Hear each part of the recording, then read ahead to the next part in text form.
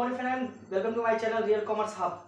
आशा है कि आपने मेरी पिछले वीडियो देखा होगा। मैंने पहला वीडियो, दूसरा वीडियो, तीसरा वीडियो और चौथा वीडियो डाल चुका हूँ। पहला वीडियो में मैंने अकाउंटिंग के बारे में बताया, भाई अकाउंटिंग क्या होती है, अकाउंट कितने प्रकार की। फिर दूसरा वीडियो में मैंने टाइप्स ऑफ अकाउंटिंग को क्लासीफाई किया। फिर तीसरा भी मॉडर्न क्लासिफिकेशन बताया था। चौथा भी मैंने कल स्टार्ट करा था कि भाई आप जर्नल एंट्री कैसे बनाएंगे। उसी के पार्ट को आगे कंटिन्यू करते हुए हम लोग चलते हैं कि एक कल तो हमने नॉर्मल जर्नल एंट्री सीखी थी थोड़ा, ठीक है। आज हम लोग देखते हैं कि हमारा एक एंट्री होती है जिससे हम लोग composite, combined, mixed, joint etcetera इत्यादि इतने नामों से जानते हैं। मतलब क्या होता क्या है ये मिक्स्ड, कंपोसाइट या कंबाइंड, इसको हम क्या मतलब कब कहते हैं, इस सिचुएशन कब क्रिएट होती है, वो सारे सिचुएशन को थोड़ा देखते हैं और जानने की कोशिश करते हैं और उसका एंट्री करते हैं और उस एंट्री को आज समझ लेना है, ठीक है। चलिए देखते हैं। दिया गया भाई कि कंपोसाइट या इसी को कहा जाता है स्लैश कंपाउंड, इसी को कहा जाता है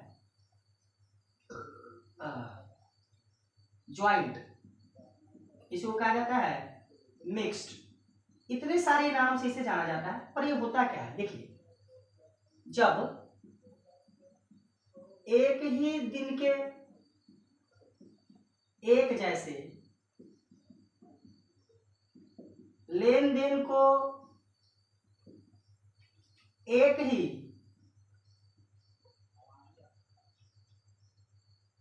प्रविष्टि में लिख दिया जाता है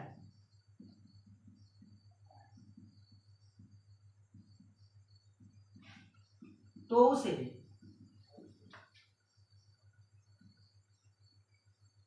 कंपोसाइट एंट्री कहा जाता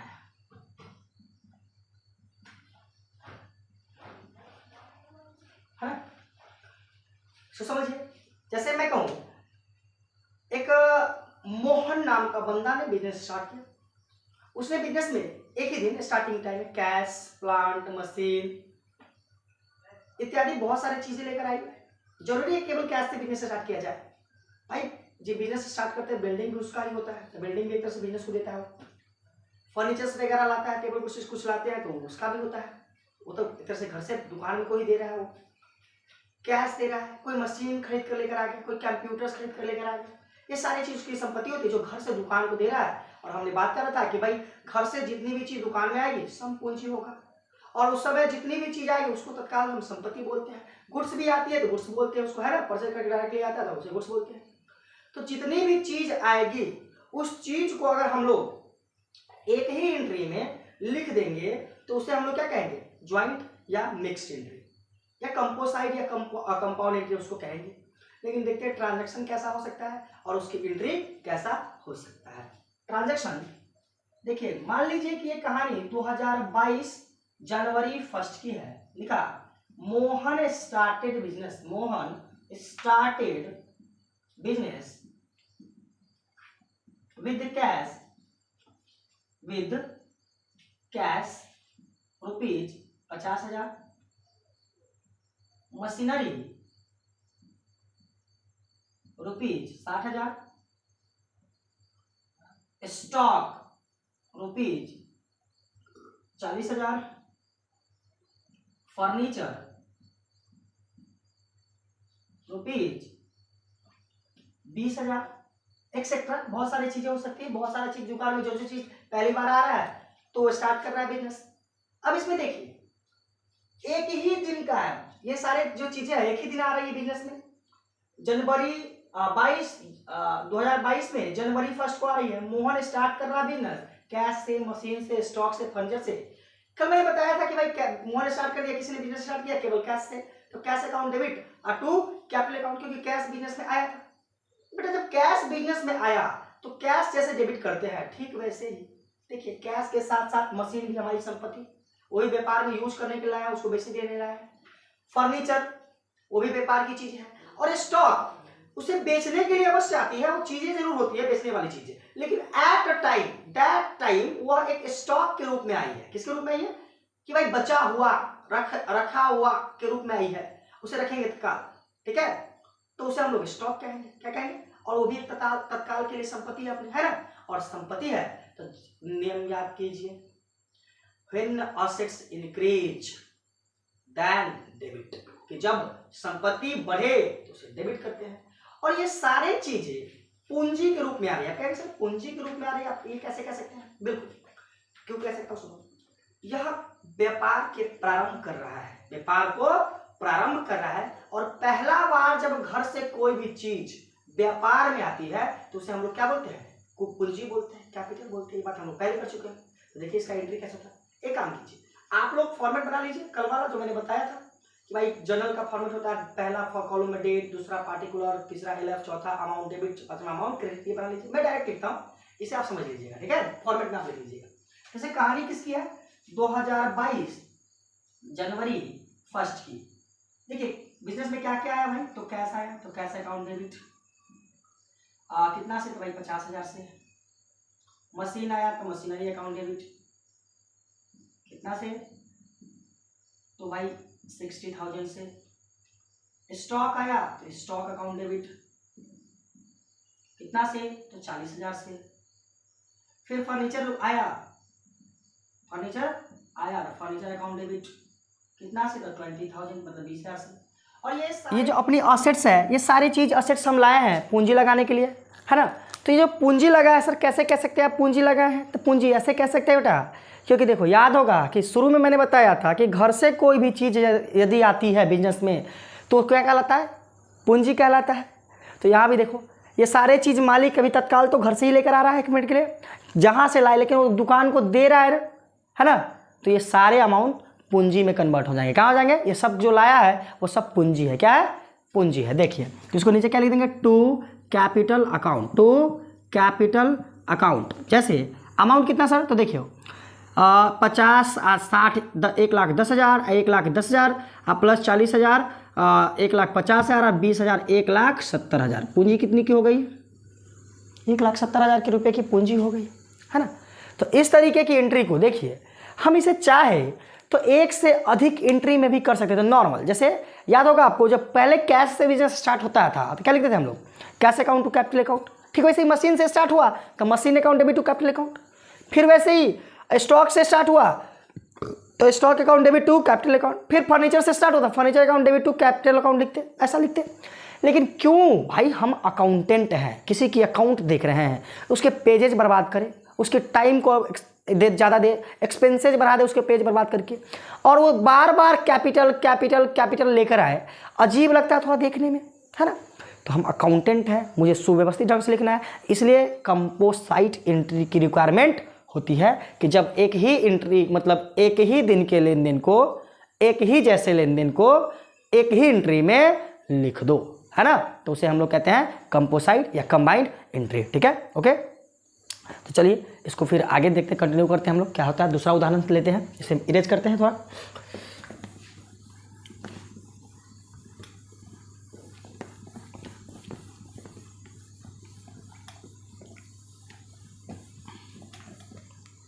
जैसे मैं बात करूं, मान लो आपको कि करना है मुझे, मैंने किया purchase from Ramesh in cash rupees 60,000 and on credit rupees 50,000। देखिए फिर इसने कहा कि रमेश से माल खरीदे 60,000 रुपया नगद और 50,000 रुपया उधार।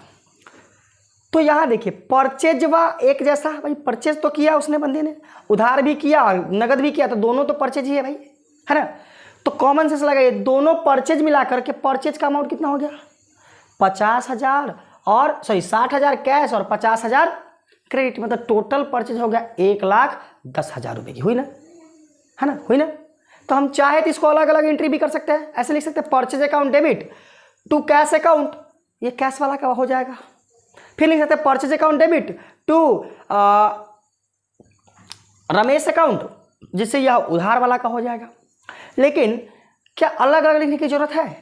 एक ही दिन का, एक ही जैसा, मतलब केवल परचेज ही कर रहे हैं, एंट्री को अगर एक ही प्रविष्टि में लिख दे तो कोई दिक्कत, तो लिख देते हैं हम लोग एक ही, मतलब देखिए कैसे जनरेट कंबाइंड एंट्री कैसे कर लेंगे इसका। लिख देंगे यहाँ पर purchase account debit, purchase account debit to cash account, to cash account 60 purchase account debit to cash account. Purchase total कितना का था भाई, तो परचेज अपनी टोटल है 60,000 और 50,000, 1,10,000 रुपये की।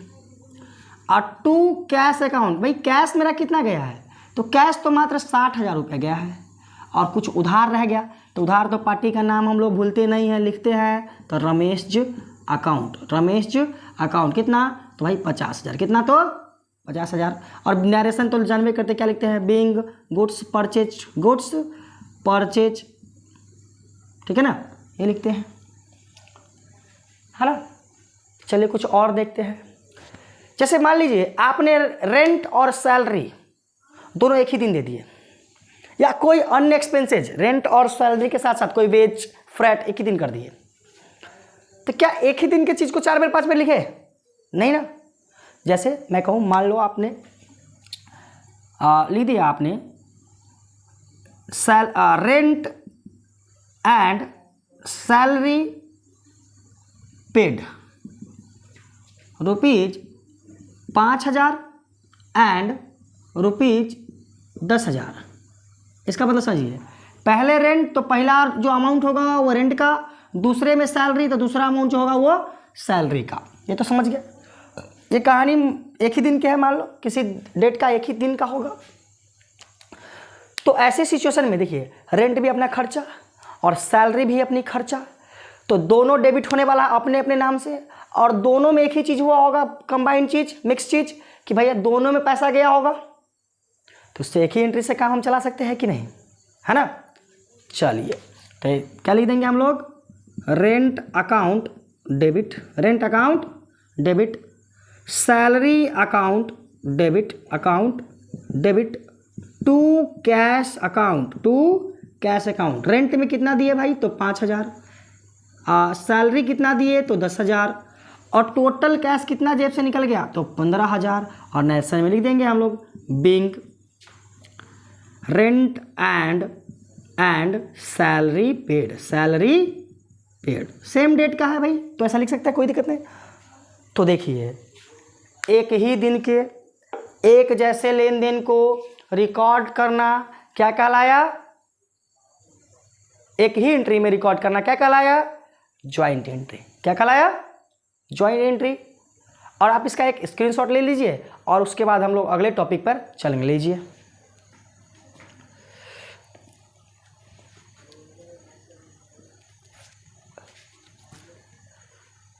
ठीक है। तो चलिए अब हम लोग अपने अगले टॉपिक पर चलते हैं। अगला टॉपिक अपना है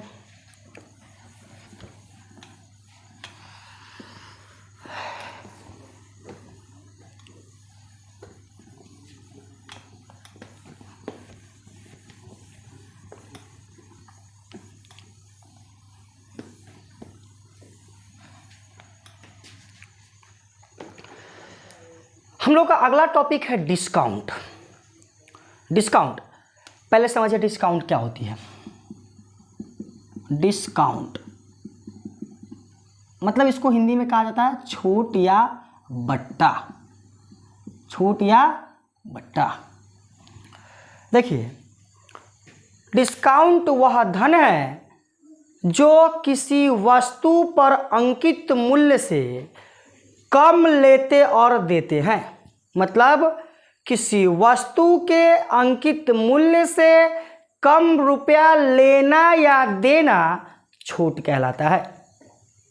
जैसे आप एक बोतल खरीदने गए, मान लीजिए, चलिए मैं पानी भी पी लेता हूँ थोड़ा। मान लीजिए आपने पानी का बोतल खरीदा जिसका अंकित मूल्य था 100 रुपये, और आपको उस अंकित मूल्य से 10 रुपये कम में वो मिल गई, तो उस 10 रुपये जो अमाउंट कम मिला है उसी अमाउंट को हम लोग कहेंगे डिस्काउंट। समझे? डिस्काउंट क्या है कि जब किसी वस्तु के अंकित मूल्य से कम पर लेते या देते हैं तो उस कम अमाउंट को उस कम मूल्य को डिस्काउंट कहते हैं।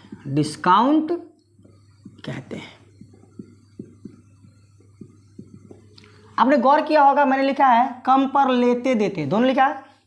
हाँ, हो सकता है जब हम परचेज करें उस समय अगर कम पैसा दे तो मुझे मिलेगा डिस्काउंट, और जब हम सेल करें और उस समय कम पैसा दे तो उसे मतलब मुझे देना पड़ेगा डिस्काउंट।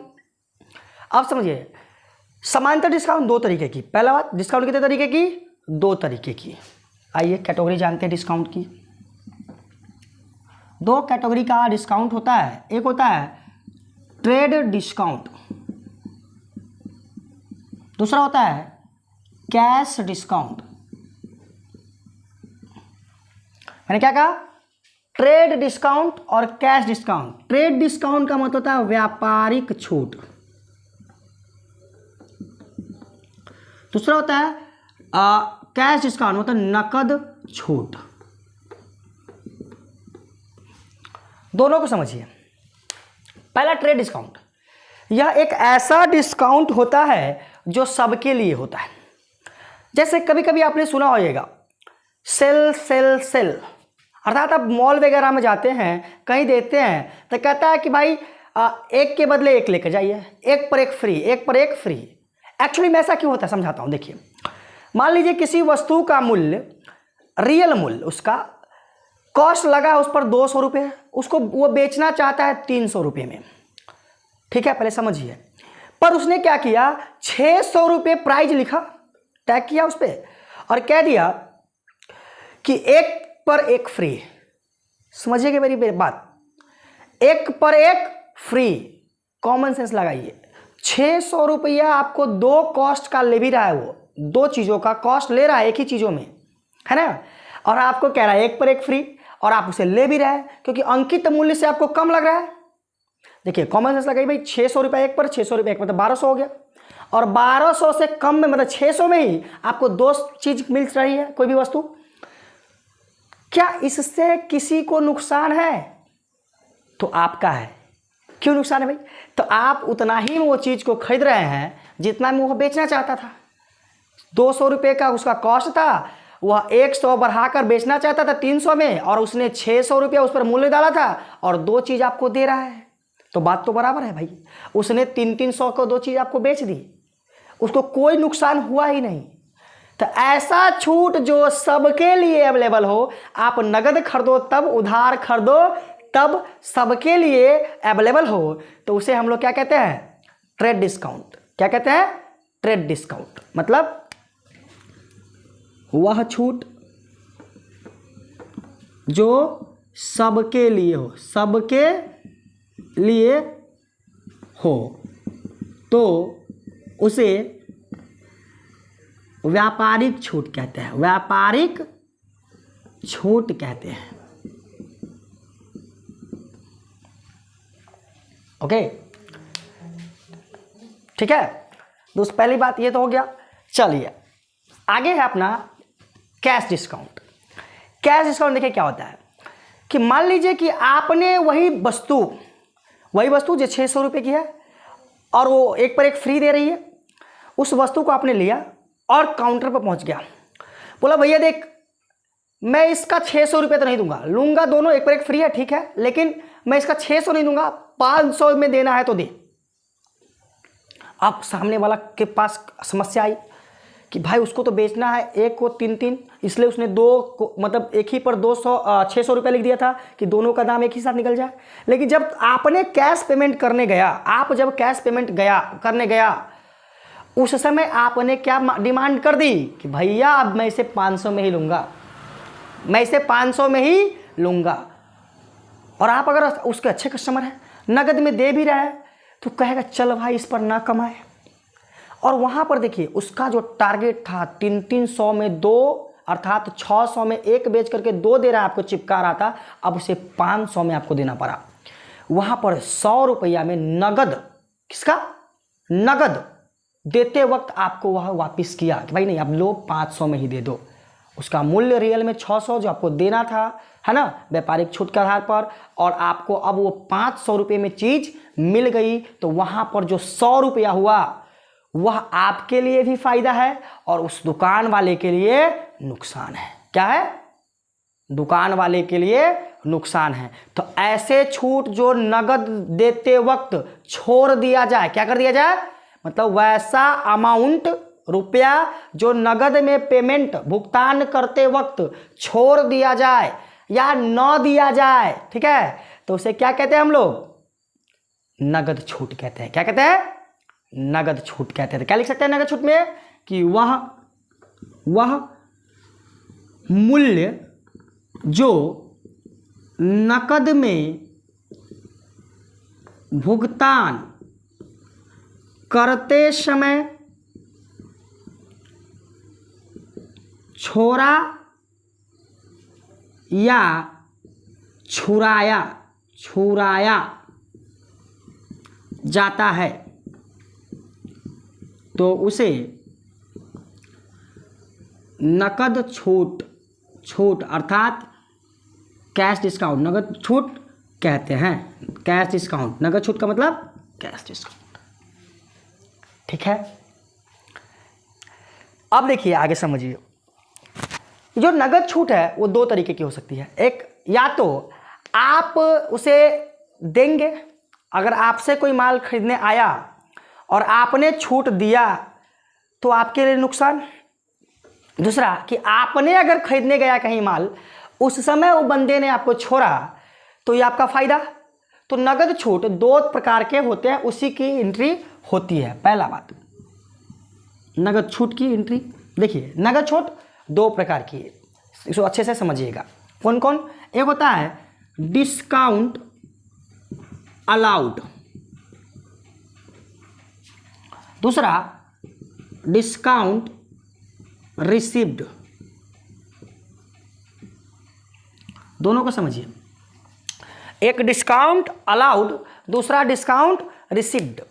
डिस्काउंट अलाउड का मतलब होता है छूट देना, कि जब आप सेल कर रहे होंगे और नगद में कुछ छोड़ रहे होंगे, है ना, तो उस समय आप उसे डिस्काउंट अलाउड कहेंगे। क्या कहेंगे, डिस्काउंट अलाउड कहेंगे।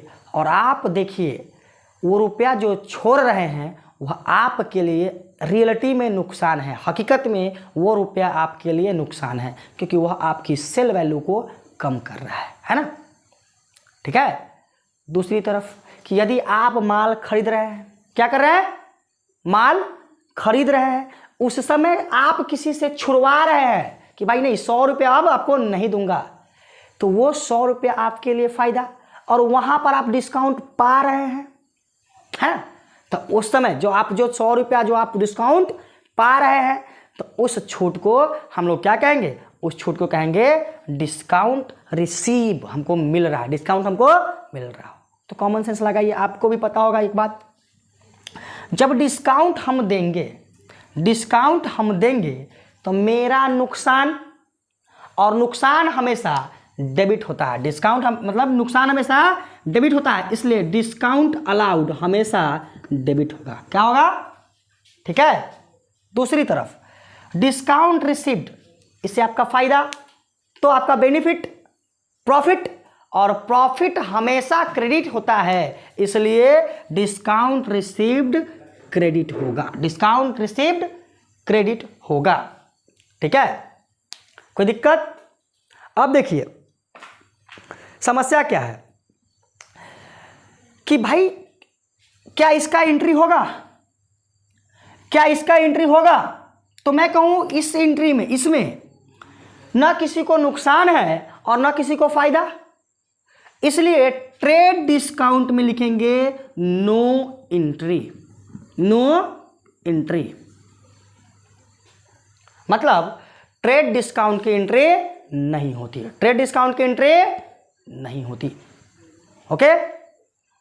दूसरी तरफ कैश डिस्काउंट पाना और देना, मतलब पाना और देना दोनों अपनी नुकसान और फायदा को दर्शाता है। देते हैं तो भी नुकसान, मतलब नुकसान, और लेते हैं तो फायदा, तो दर्शाता है ना नुकसान और फायदे को, तो इसको हम लोग रिकॉर्ड करते हैं। इसलिए इसका एंट्री होगा तो होगा मेड एंट्री, एंट्री मेड मतलब बनाया जाता है। कोई दिक्कत है ना? इसे आप नोट डाउन, पहले स्क्रीनशॉट लीजिए एक। हो गई, चलिए इसे मिटाते हैं।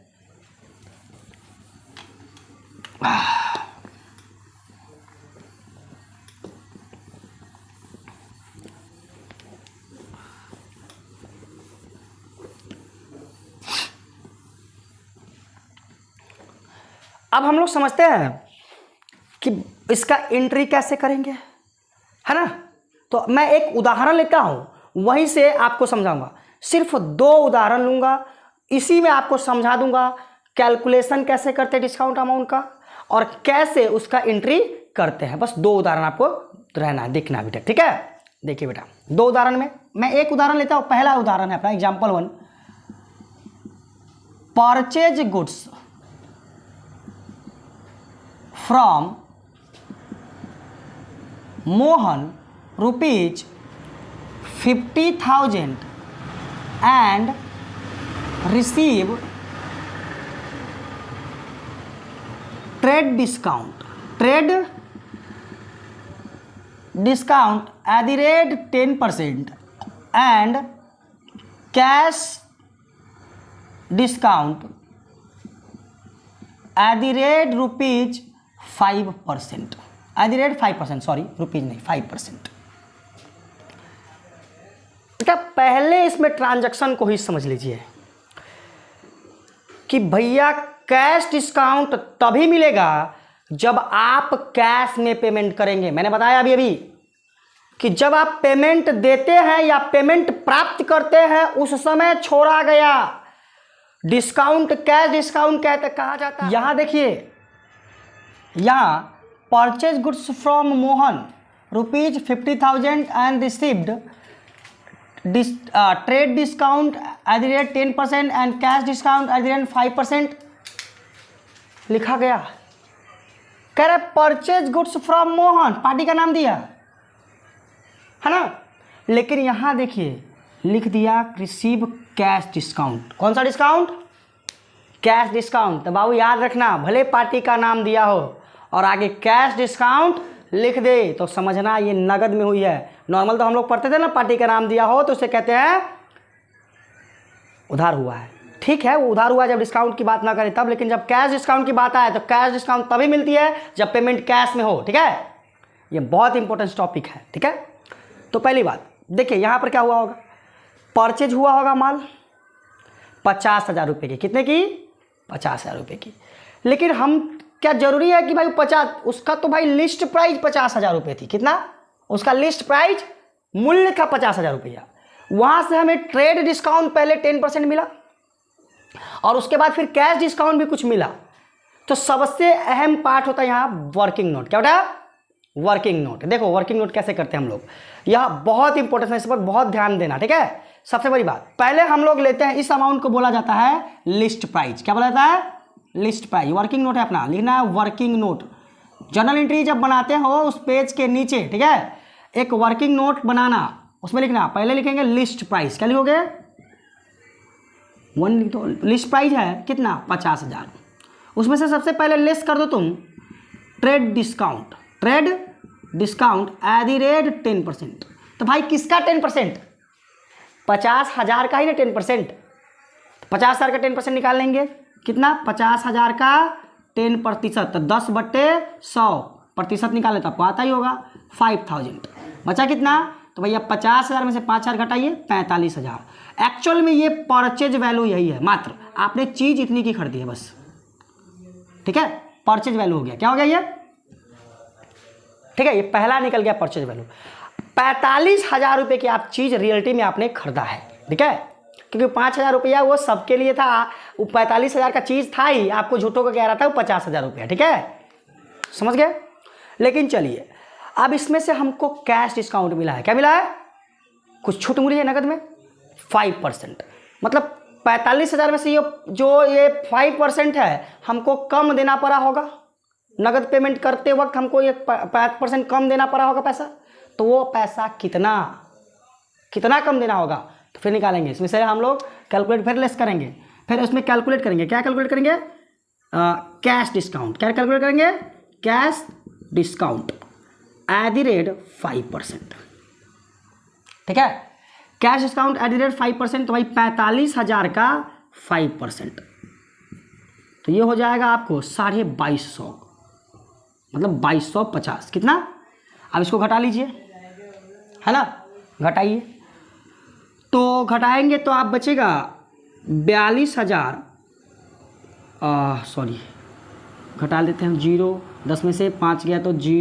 5, फिर 9 में से 2 गया तो 7, 4 में से 2 गया तो 2, 4, ये है बचा आपका 42,750, ये है नेट कैश पेड, क्या है कि आपने जो नेट कैश उसको दिया है ना, रियलिटी में जो आपने उसको पे किया वो कितना अमाउंट होगा, वो अमाउंट है मात्र 42,750, ओके। तो आइए इसका एंट्री कैसे करते हैं वो भी देख लेते हैं। एंट्री देखिए कैसे करेंगे, परचेज अकाउंट डेबिट, भाई आपका माल कितना का है, तो यहाँ देखिए परचेज वैल्यू मेरा कितना है 45,000, कितना 45,000, क्योंकि भाई ट्रेडी को तो पहले घटा देंगे, वो तो ना घर का ना घाट का, वो किसी का नहीं है ना, ट्रेडी घटा दिए। अब मेरा सामान तो भाई 45,000 का है, लेकिन मेरे जेब से कैश कितना गया है, जितना गया कैश उसको क्या लिखते हैं, टू कैश अकाउंट, कितना, देखिए नेट कैश पेड मैंने कितना किया, मात्र 42,750 रुपया, 42,750 रुपया, क्या अमाउंट बराबर है, नहीं ना, तो यहाँ पर जो 2250 रुपया का आपको फायदा मिल गया था, क्या मिल गया था, आपने जो डिस्काउंट रिसीव कर लिया था वो नहीं लिखिएगा, छोड़ दीजिएगा उसको, तो आपका फायदा है, और फायदा क्रेडिट होता है, फायदा क्या होता है, क्रेडिट होता है। तो चलिए देखते हैं हम लोग, फायदा क्रेडिट, फिर लिख देंगे उसको टू डिस्काउंट, और यहाँ पर आपको प्राप्त हुआ होगा डिस्काउंट, है ना, मिला है ना डिस्काउंट, इसलिए लिखेंगे डिस्काउंट रिसीव्ड, कितना, तो 2250 रुपये की। अब देखिए टोटल 45,000 ऊपर भी आ रहा होगा और 45,000 नीचे भी, ठीक है, ठीक है, डन। देख लीजिए एक बार, हो सके तो स्क्रीनशॉट ले लीजिए, ठीक है, आगे चलते हैं हम लोग।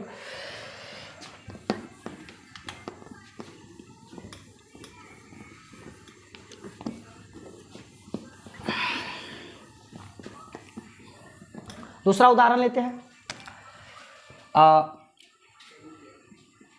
Goods sold to Raman rupees 80,000 and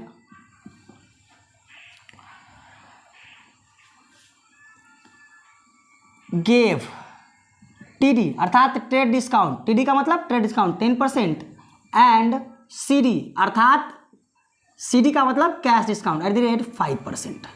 कोई दिक्कत, कह रहा है रमन को माल बेचे 80,000 रुपया अंकित मूल्य है उसका, ठीक है, 80,000 रुपये की, जिसमें उसको हमने 10% ट्रेड डिस्काउंट और 5% कैश डिस्काउंट दिया, ठीक है।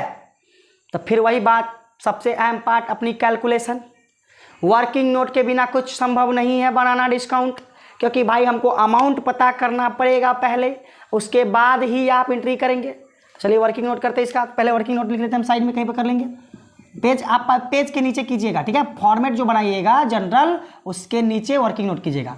इस अमाउंट को हम लोग क्या बोले भाई, लिस्ट प्राइस मान लेना है, ये लिस्ट प्राइस है, अंकित मूल्य, लिस्ट प्राइस कितना 80,000, उसमें से लेस कर लीजिए आप कितना, तो भाई T D eight the rate 10%, 80,000 का 10%, 80,000 का 10% बचेगा कितना, तो भाई 8,000 आएगा, तो 8,000 घटा दीजिए, बचा 72,000।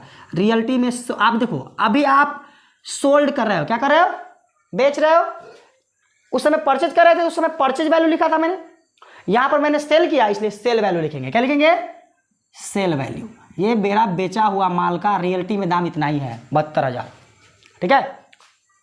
पर बेटा यहाँ पर फिर तुमको 72,000 रुपये मिलेगा क्या, नहीं मिलेगा। कुछ डिस्काउंट तुम छोड़ोगे,